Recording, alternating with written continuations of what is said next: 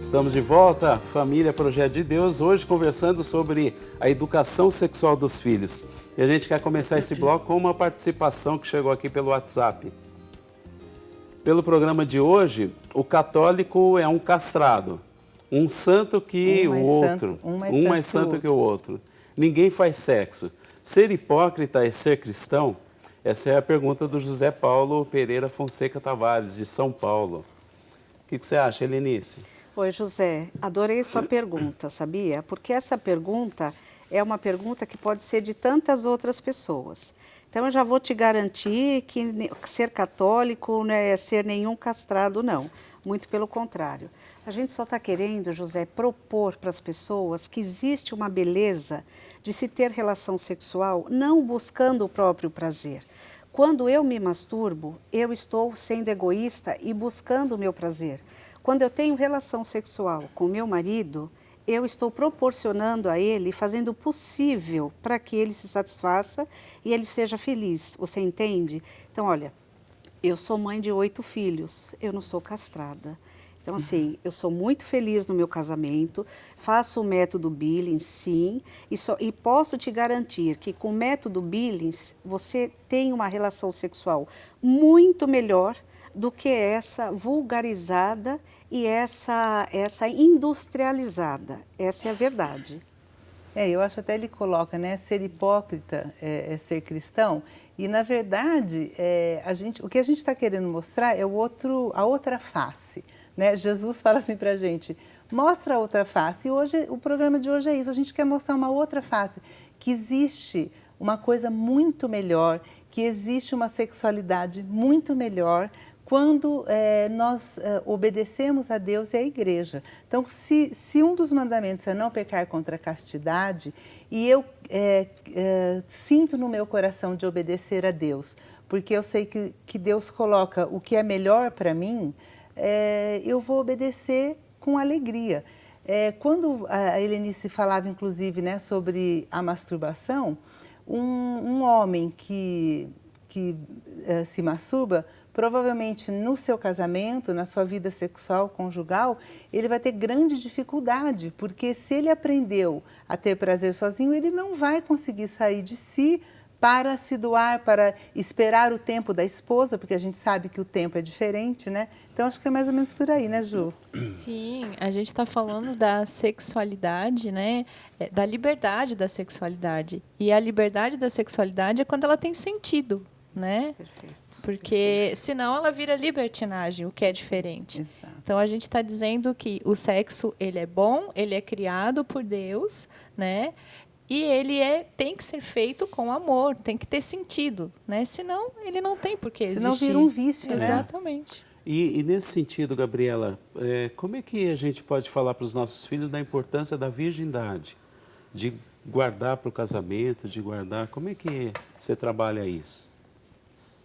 Eu acho que é uma questão que, às vezes, para alguns adolescentes, pode parecer uma caretice e volta naquela questão de educar pelo sim. Porque é um presente, é algo muito particular, muito precioso que a gente tem, que não deve ser tratado e banalizado como só um momento de prazer, de alegria, de qualquer coisa que seja assim, em prol, como a Helenice disse, de si mesmo, né? Então, é algo que a gente tem para doar para alguém.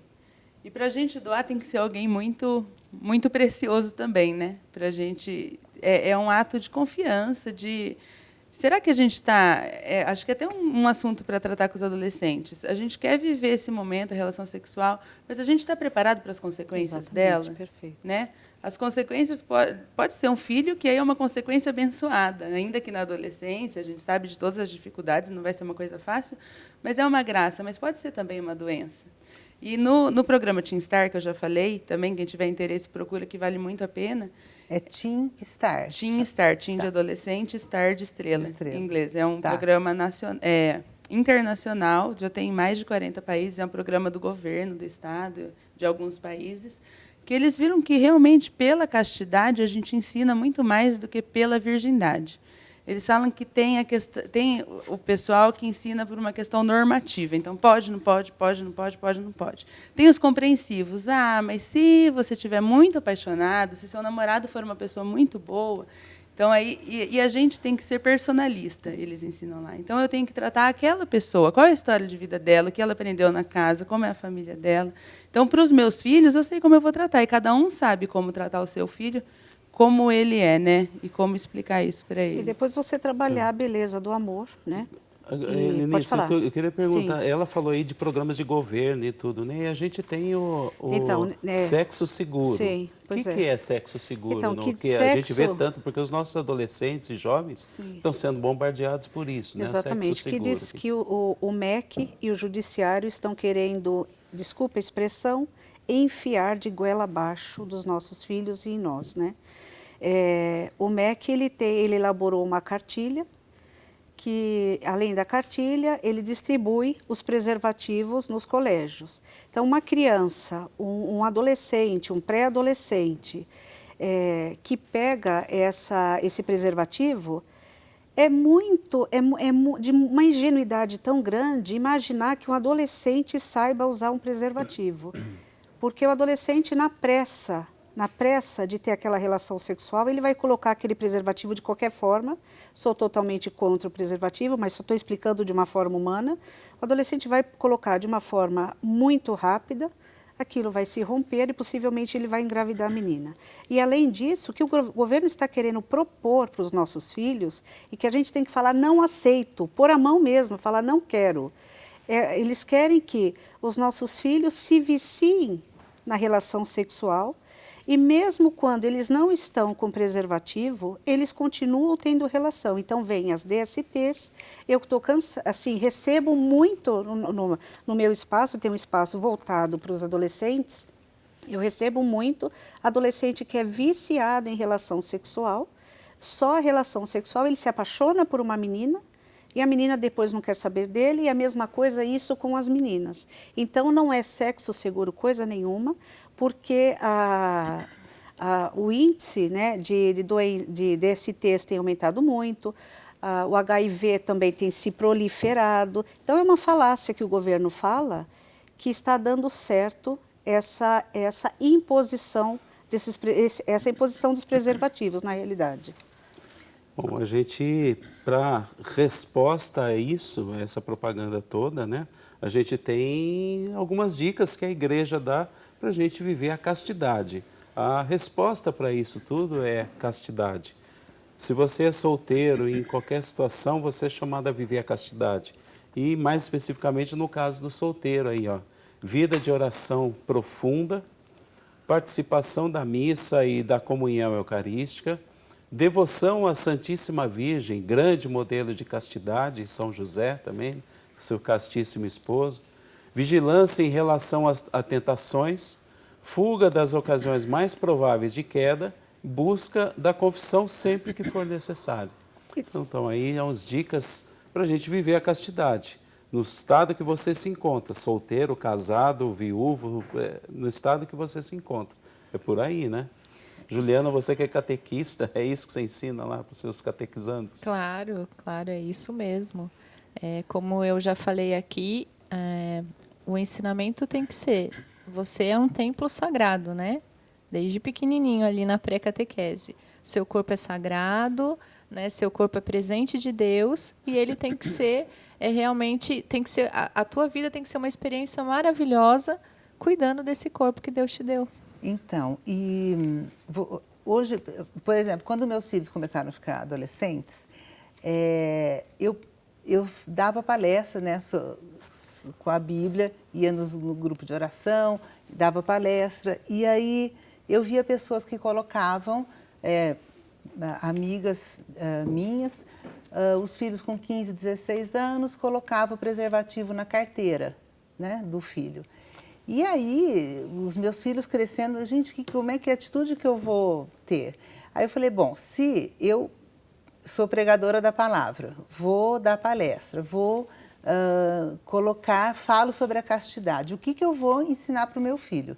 Né? Seria totalmente incoerente eu pegar e falar, meu filho, tu pus a camisinha aqui, vai e peque à vontade. Está errado. Ou eu sou cristã, ou eu tenho uma postura verdadeira na palavra de Deus, o que a igreja ensina, ou eu vou no caminho todo mundo faz, então eu também vou. Não, não é todo mundo faz. Ou eu sou verdadeira com aquilo que eu acredito, né? Ou a coisa vai degringolar.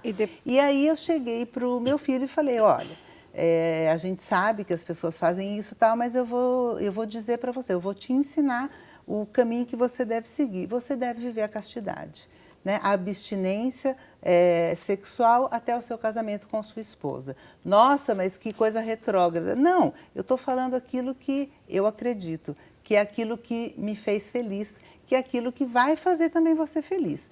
Então, eu queria perguntar, Helenice, nesse sentido, né? Os pais, às vezes, por ignorância, eu quero proteger meu filho, então eu vou dar a camisinha porque eu estou protegendo. Então, as filhas, né, orientar, nossa, vocês vão tomar anticoncepcional. Gente, na minha opinião, é um absurdo. Né? É como se você estivesse incentivando o seu filho, né? Silvia, eu tenho uma adolescente que eu recebo no nosso espaço, que ela tem 14 anos, e ela falou para mim e para o meu marido, que ele também trabalha com isso, ela disse assim para mim que ela estava se sentindo enojada porque o pai havia dado uma pílula do dia seguinte para ela, e ensinado o namoradinho dela a ter uma ejaculação interrompida, né? Então, o que acontece? Essa menina está falando humanamente, que as meninas têm falado aqui da questão religiosa. Eu não posso falar de religiosidade para os adolescentes, porque eu atendo adolescentes de N religiões, e embora eu seja católica, mas na parte humana, o que acontece essa menina está recebendo uma dose de química violenta no seu útero aos 14 anos. Possivelmente, quando ela chegar na fase adulta, que ela tiver interesse em ter um filho, possivelmente ela não vai conseguir mais, em função dessa dose de química. E, além disso, existe uma desordem muito grande da sexualidade. Então, nós não fomos feitos para isso. Porque esses impulsos sexuais, realmente, eles são muito fortes. Então, aquilo que o Carlão falou, ele elencou todas essas precauções que a igreja nos sugere. O que acontece? Isso precisa ser passado para as pessoas, mas de uma forma positiva. E de se pensar assim, nós não fomos feitos para sermos animais. Animal que olha para o outro e fazem o ato em si. Agora nós não, nós temos emoção. Então eu atendo menina, menino que tem problemas emocionais seríssimos, porque tem uma relação sexual precocemente e da forma errada. E os pais, infelizmente, têm oferecido isso para as crianças, né? O papo está muito bom aqui, né? Mas a gente vai ter que dar uma paradinha. Antes da gente parar, tem uma participação no WhatsApp, do Elemar Sandi. Que belo programa educativo. Sou médico em 15 de novembro no Rio Grande do Sul. É fundamental que a criança tenha esta confiança e leve a seus pais suas dúvidas e receba atenção e informações progressivas. Muito obrigado, Elemar. E você que está nos acompanhando, faça como ele, mande a sua participação para cá também, 19 99902 0021. É um rápido intervalo, daqui a pouco a gente volta. Até já.